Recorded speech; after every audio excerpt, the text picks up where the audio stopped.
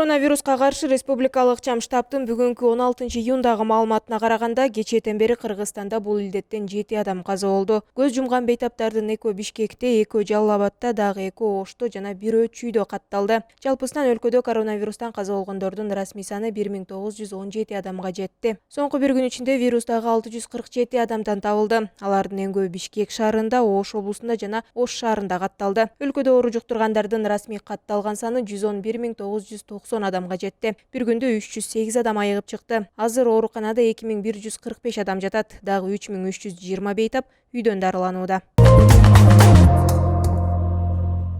1 сентябрдан тарта электр энергиясынын жаңы тарифи ишке кириши күтүлөт. Бул тууралуу коомдук талкууга коюлган 2021-2025 жылдарга карата электр энергиясына орто мөөнөттүү тарифтик саясатын бекитүү жөнүндө министрлер кабинетинин токтомунда айтылат. Ага ылайык 1 киловатт саатты 1 сом 9 тыйындан эсептөө сунушталат. Бир айга 1000 киловатт сааттык чектөө коюлуп, андан ашса 2 сом 52 тыйын саналат. Электр жарыгынын баасы жыл сайын жогорулап турат. Токтом долбоорундагы маалыматка ылайык, 2022 жылдагы электр энергиясынын 1 киловатт сааты 1 сом 48 тыйын чыгат. Андан кийин жылдык инфляциянын деңгээлине жараша кымбаттап турат. Учурда Кыргызстанда электр энергиясынын 1 киловатт сааты үчүн 77 тыйын берилип жатат.